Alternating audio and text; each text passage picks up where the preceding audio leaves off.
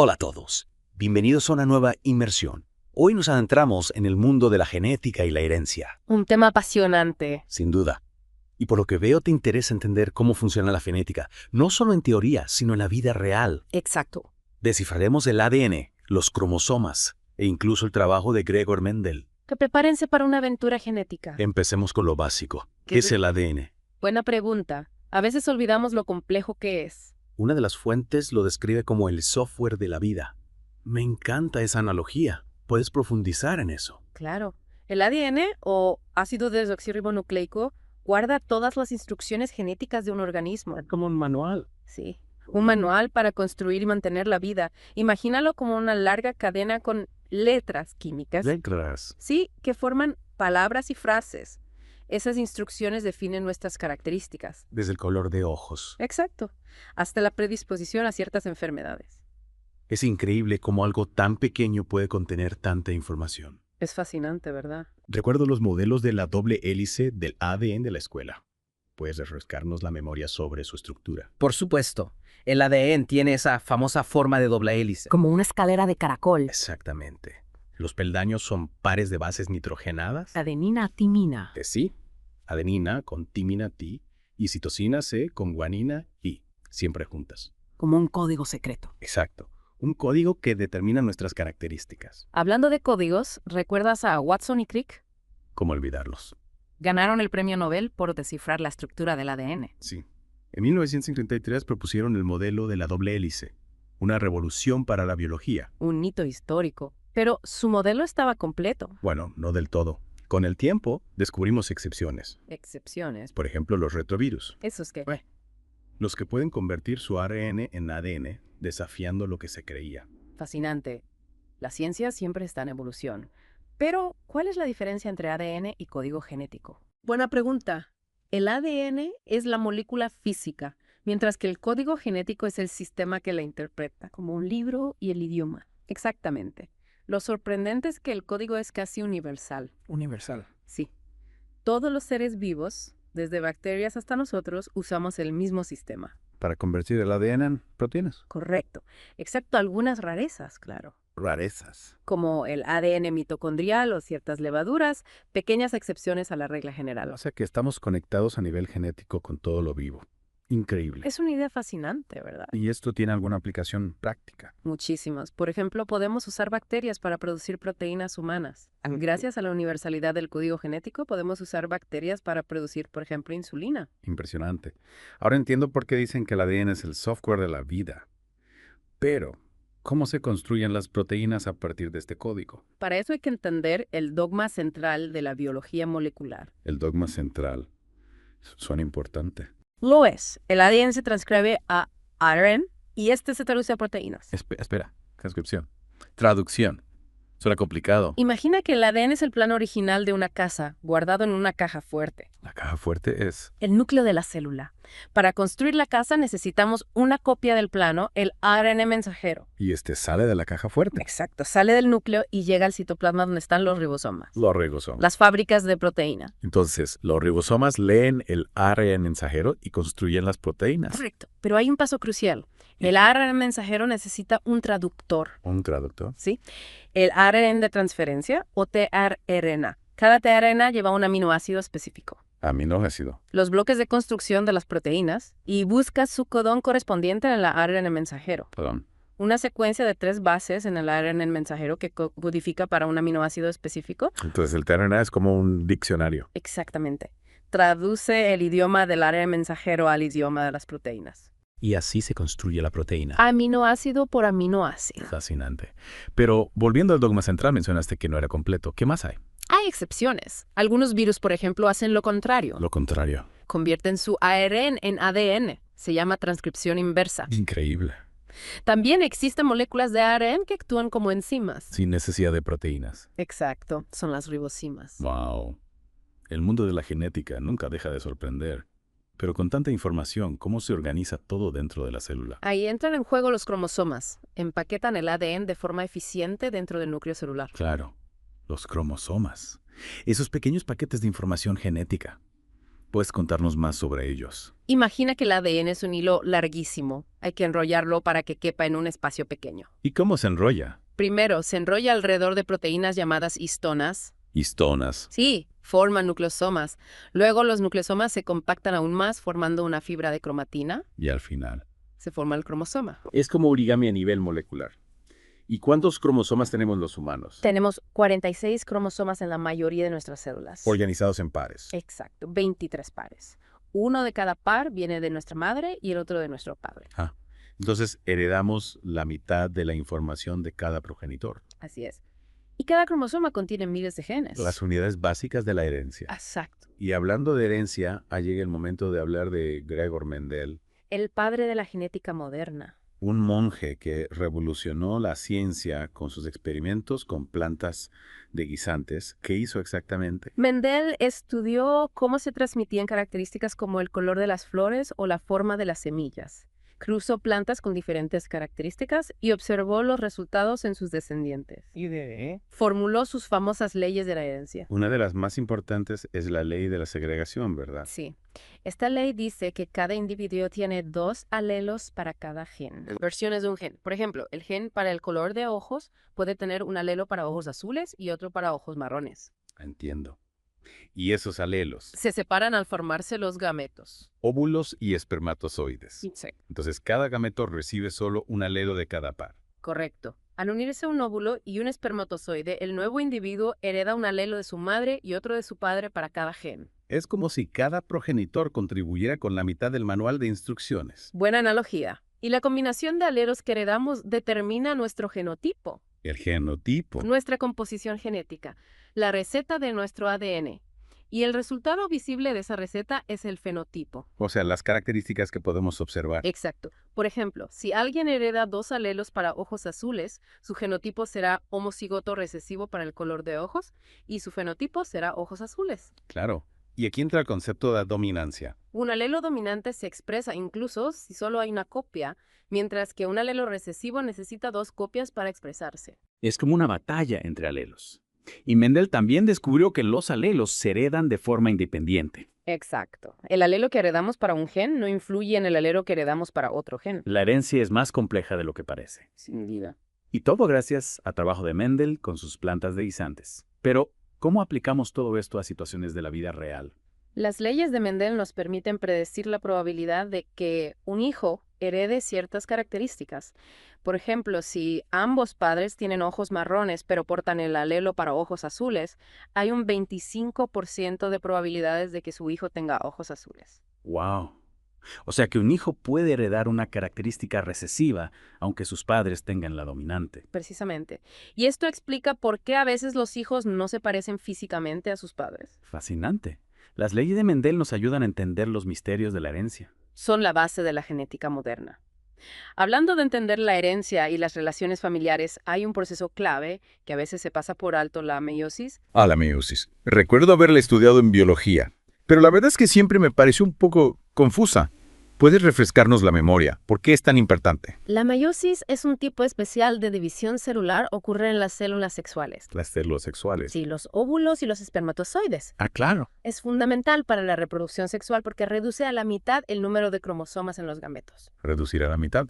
¿Por qué es necesario? Recuerda que los humanos tenemos 46 cromosomas organizados en 23 pares, uno de cada progenitor. Sí. Si los gametos también tuvieran 46 al unirse en la fecundación, el nuevo individuo tendría 92 cromosomas. Y la siguiente generación aún más. Exactamente, sería un caos genético total. Mejor no. La meiosis evita ese descontrol, asegura que el número de cromosomas se mantenga constante de generación en generación. Es un mecanismo de control. Sí. Al reducir a la mitad el número de cromosomas en los gametos, la fecundación restablece el número correcto en el nuevo individuo. Entonces la meiosis es como un mecanismo de control de calidad para la información genética. Exacto. Y no solo eso, la meiosis también aumenta la variabilidad genética. La variabilidad. Sí, las diferencias que existen entre individuos. Espera, ¿cómo que aumenta la variabilidad? Pensaba que solo se encargaba de reducir el número de cromosomas. Lo hace, pero al mismo tiempo introduce variabilidad. A través de 2 mecanismos, el entrecruzamiento y la segregación aleatoria de cromosomas homólogos. Suena complicado. Imagina que los cromosomas homólogos, los que forman un par, son como dos bailarines que intercambian pasos durante un baile. Bailarines. Sí. Ese intercambio de pasos, o en este caso de segmentos de ADN, se llama entrecruzamiento, Y crea. nuevas combinaciones de alelos. Es como si los cromosomas jugaran a intercambiar información genética. Exactamente. Y luego, en la segunda fase de la meiosis, estos cromosomas, ya con su información renovada, se separan y se distribuyen al azar en los gametos. Sí, como una lotería genética donde cada gameto recibe una combinación única de cromosomas maternos y paternos. Cada gameto es único. Así es. Y gracias a estos dos mecanismos, la meiosis asegura que cada individuo sea genéticamente único, con la excepción de los gemelos idénticos, claro. Pero es impresionante. La meiosis logra combinar la reducción del número de cromosomas con la generación de variabilidad genética. Es un proceso fascinante. Pero aún me pregunto cómo se relaciona esto con la herencia de características específicas como el color de ojos. Buena pregunta. Recuerda que los genes se encuentran en los cromosomas durante la meiosis. Los alelos de un gen se separan y se distribuyen en los gametos. Ya. La combinación de alelos que un individuo hereda de sus padres determina su genotipo y por lo tanto su fenotipo. O sea que la meiosis es la responsable de barajar la información genética y crear las diferentes combinaciones de alelos que se transmiten de generación en generación. Exactamente. Y esta variabilidad genética es crucial para la evolución, permite que las poblaciones se adapten a los cambios del entorno. Y asegura la supervivencia. Así es. Es increíble cómo un proceso a nivel celular puede tener un impacto tan grande. Mencionaste que la genética nos ayuda a entender situaciones de la vida real, como la paternidad. La genética nos permite analizar patrones de herencia y determinar la probabilidad de que un hijo herede ciertas características. Por ejemplo, si conocemos el genotipo de los padres para un gen específico, Podemos. predecir las posibles combinaciones de alelos en sus hijos, ¿Y cómo se hace eso? usando un cuadro de Punnett. Un cuadro de Punnett. Nunca he sido muy bueno con los diagramas. Es más sencillo de lo que parece. Imagina un tablero de ajedrez, ¿Ajedrez? donde colocamos el genotipo de un progenitor en la parte superior y el del otro en el lateral. Y cada casilla. Representa una posible combinación de alelos en la descendencia. Y eso nos permite predecir, por ejemplo, si un niño tendrá los ojos azules o marrones. Exactamente. Si consideramos el color de ojos donde el alelo marrón es dominante sobre el azul, podemos predecir la probabilidad de que un hijo herede cada color según el genotipo de sus padres. Pongamos un ejemplo. Si un padre tiene ojos marrones y es heterocigoto, baby, y la madre tiene ojos azules, baby, ¿cómo sería el cuadro de Punnett? En este caso colocaríamos Beb en la parte superior y Baby en el lateral. Al combinar los alelos de cada fila y columna, obtendríamos 2 casillas con Beb y 2 con Beb.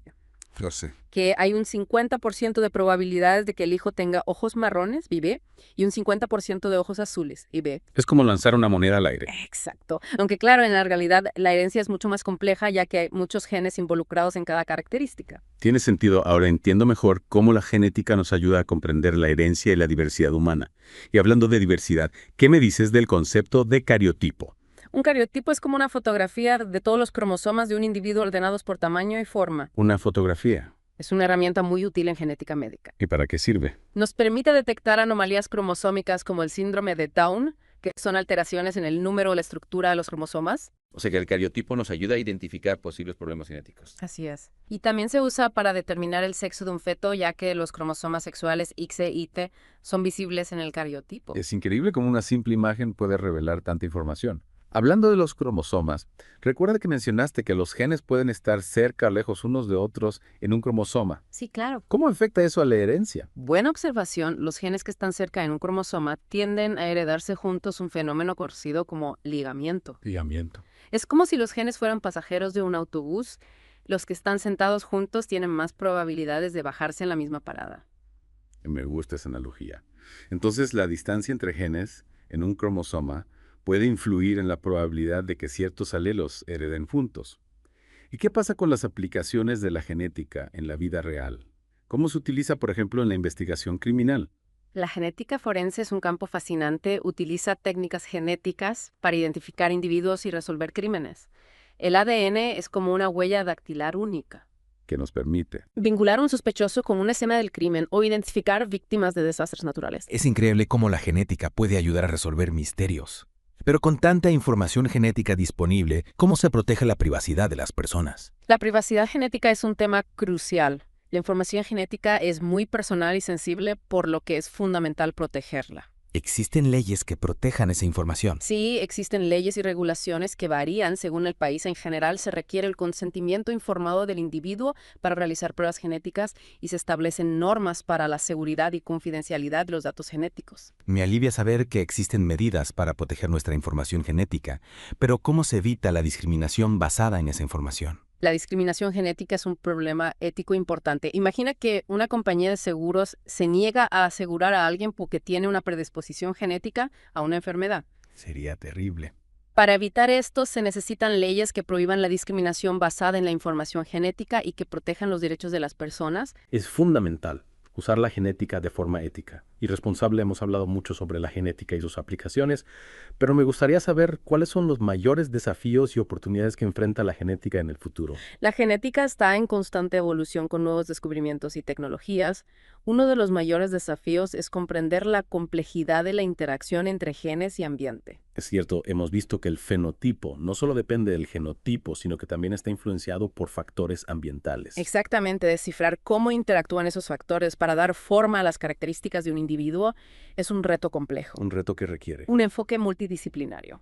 Y hablando de desafíos, ¿cómo se aborda la ética de la manipulación genética? La ética de la manipulación genética es un tema crucial, requiere un debate amplio y profundo. La posibilidad de modificar el ADN humano plantea preguntas éticas sin precedentes. Como por ejemplo, La posibilidad de crear bebés de diseño o de alterar la línea germinal humana. son cuestiones complejas que debemos abordar con responsabilidad. Sin duda es importante tener en cuenta las implicaciones a largo plazo de la manipulación genética. Y asegurar que se use de manera ética. Exactamente.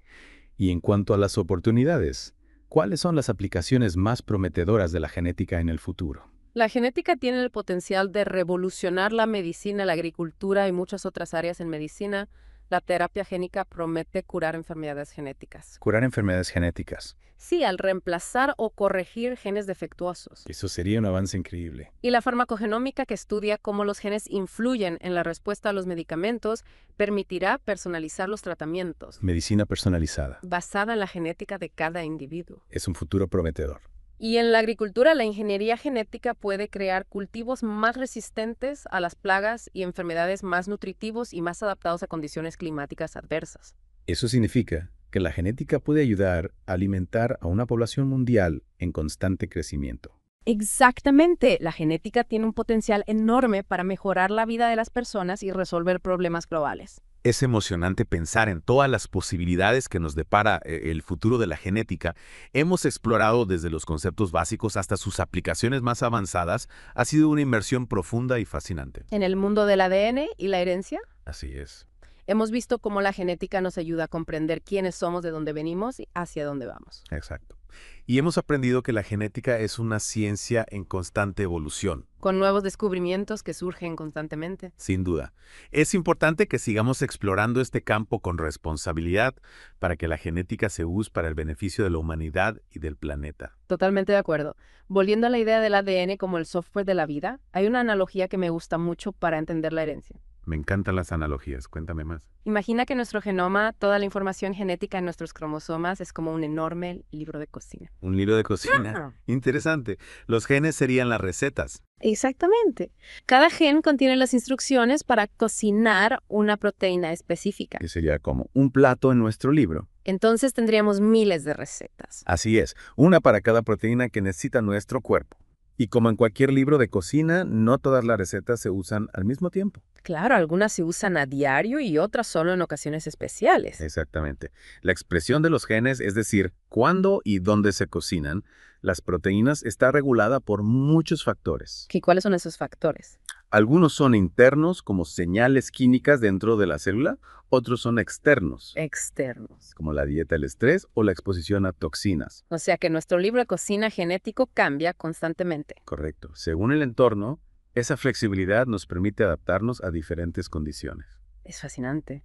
Nuestro libro de cocina no es estático, sino dinámico. Pero ¿cómo será este libro? Recibimos una copia completa de cada progenitor. Buena pregunta. Durante la reproducción sexual, cada progenitor aporta la mitad de su libro de cocina a su descendencia. ¿Te refieres a los gametos? Exacto. Los óvulos y espermatozoides contienen solo la mitad de los cromosomas de una célula normal. Entonces cada gameto lleva una versión abreviada del libro. Así es. Y durante la fecundación, al fusionarse el óvulo y el espermatozoide, se combinan las dos versiones. Para crear. Un nuevo libro completo. Es como si cada progenitor aportara la mitad de las recetas para crear un nuevo recetario único. Excelente analogía. Esa combinación única de recetas explica la diversidad genética entre individuos. Increíble cómo la reproducción sexual mezcla y combina información. Pero si heredamos la mitad del libro de cada progenitor, estamos destinados a repetir sus platos. No necesariamente. Recuerda que los genes tienen diferentes versiones los alelos.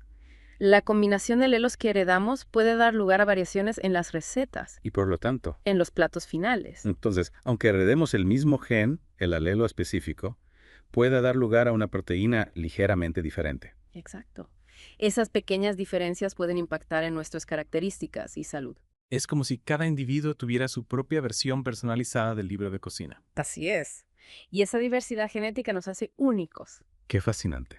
La herencia genética es mucho más compleja de lo que imaginaba. Gracias a la genética entendemos cómo se transmiten las características, cómo se originan las enfermedades y cómo usar esa información para mejorar la salud. Exactamente. La genética es un campo en constante expansión con nuevos descubrimientos y tecnologías que nos abren un mundo de posibilidades. Es crucial que sigamos explorando este campo con responsabilidad. Y con ética, por supuesto, para beneficio de la humanidad. Totalmente de acuerdo. Ha sido una inmersión reveladora en el mundo de la genética. Hemos aprendido sobre el ADN, los genes, la herencia, las aplicaciones de la genética en la medicina, la importancia de la ética. Espero que esta inversión te haya inspirado a seguir aprendiendo sobre este fascinante mundo. Sin duda. Y a ti que nos escuchas, te invitamos a seguir explorando este tema. La genética nos concierne a todos y es importante participar en el debate sobre sus implicaciones éticas y sociales. Hasta la próxima. Adiós.